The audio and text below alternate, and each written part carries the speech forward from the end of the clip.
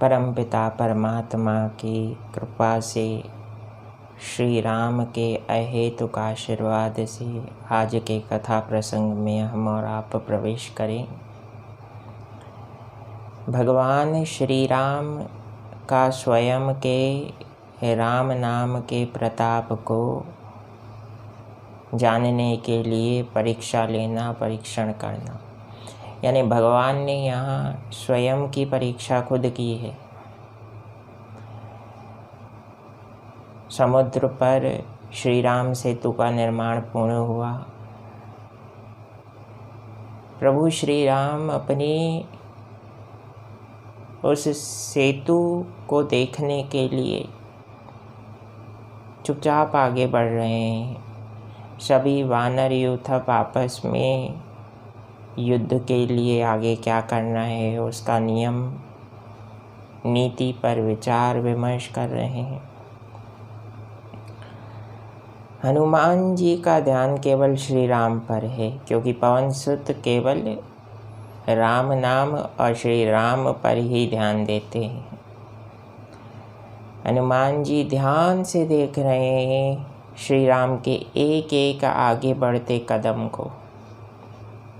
प्रभु ने पीछे मुड़कर देखा कि मुझे कोई देख तो नहीं रहा है। जब संतुष्ट हुए कि कोई नहीं देख रहा,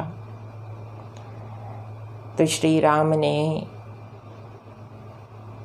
समुद्र में एक छोटा सा पत्थर उठाकर फेंका और वह डूब गया। प्रभु का आश्चर्य हुआ।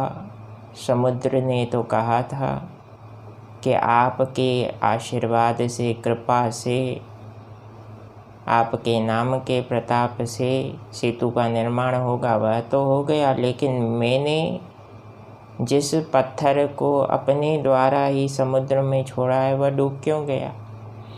उतने में हनुमान जी आ गए और कहने लगे, प्रभु मैं सब समझता हूँ और मैंने सब समझ भी लिया है, अब दूसरों को बताऊंगा। हनुमान जी की बात सुनकर श्री राम जी ने कहा, पवन सुत यदि तुम मेरे सच्चे भक्त हो तो किसी को मत बताना। श्री राम से पवन सुत कहने लगे, प्रभु आप इतनी चिंता क्यों कर रहे हैं। आपने जिस पत्थर को समुद्र में फेंका है वह डूबा ही तो है और कुछ थोड़ी हुआ। श्री राम ने कहा, यह तुम्हें साधारण सी बात लगती है। अरे संसार क्या कहेगा। राम के नाम के प्रताप से समुद्र पर जो सेतु बंधा है, सेतु बंधन हुआ है, विशाल पुल बंधा है, और उसी राम ने जब समुद्र में छोटा सा कंकड़ फेंका तो वह डूब गया। ये कैसा महात्म है, ये कैसी महिमा है। हनुमान जी ने कहा, प्रभु इसमें सोचने की क्या ज़रूरत है, ये तो सरल सी बात है।